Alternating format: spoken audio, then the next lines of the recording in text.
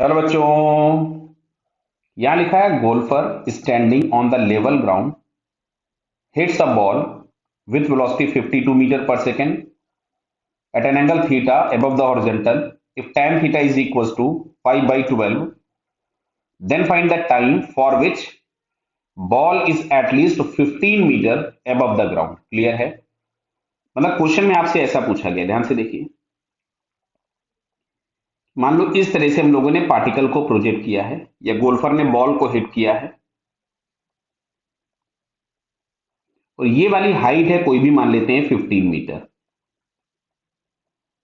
तो क्वेश्चन आपसे ये पूछा गया है कि जो 15 मीटर की हाइट है उससे ऊपर वो कितने समय तक रहेगा। मतलब यहां से लेकर के ये मान लो टाइम t1 है और ये वाला टाइम कोई t2 है।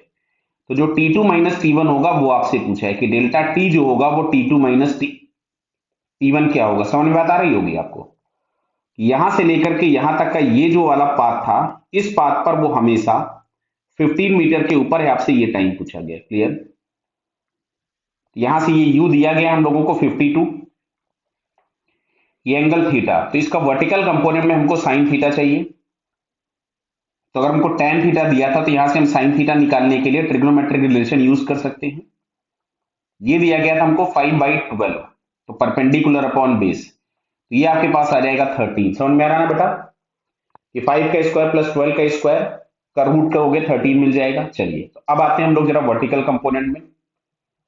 इट्स इनिशियल वर्टिकल कंपोनेंट, मैं वर्टिकल कंपोनेंट की बात कर रहा हूं केवल, u साइन थीटा मतलब 52 into sine theta. Sine theta हमारे पास हो जाएगा 5/13,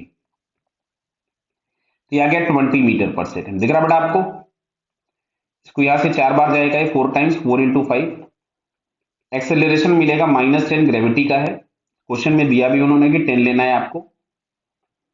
डिस्प्लेसमेंट बोला है 15 मीटर्स का, मिनिमम डिस्प्लेसमेंट 15 मीटर। क्लियर? तो हम ये देखते हैं, ये समझ में आ रहा है ना कि 15 मीटर का डिस्प्लेसमेंट इधर ऊपर जाते समय भी एक बार होगा और फिर जब ऊपर से नीचे आ रहा होगा तो 15 के नीचे जाएगा। मतलब दो डिफरेंट टाइम पर आपके पास डिस्प्लेसमेंट 15 मीटर मिलेगा। तो यहां से अगर हम लोग s बराबर सिंपल लिखते हैं ut plus half A T square, तो s इज इक्वल टू आपको लिखना है 15 20t माइनस 5t स्क्वायर, तो 4t minus T square 3। Clear है क्या? 5 से हमने इसको उड़ा दिया।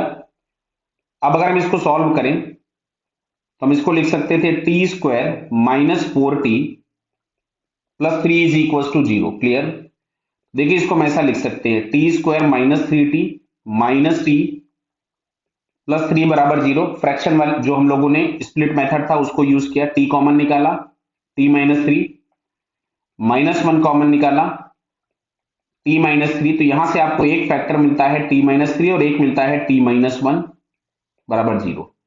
तो यहाँ पे टी की दो वैल्यूज मिल रही, एक मिला 1 सेकेंड और एक आपको मिल रहा है 3 सेकेंड। समझ में आ रहा है?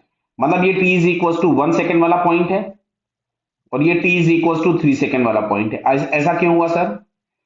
भाई हम लोगों ने लिया था कि हाइट 15 मीटर है, तो वो दो डिफरेंट टाइम पर आपको हाइट 15 मीटर मिल रही है। तो 3 से 1 सेकेंड के बीच में वो 15 के ऊपर रहेगा। तो delta T is equal to, अगर मैं यहां से 3 माइनस 1 लिखूं तो हम लोगों के पास आता है 2 सेकेंड। मतलब for 2 seconds particle will above the height 15 metre.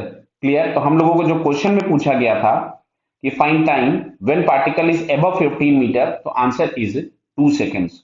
Okay बेटा, ऑल द बेस्ट।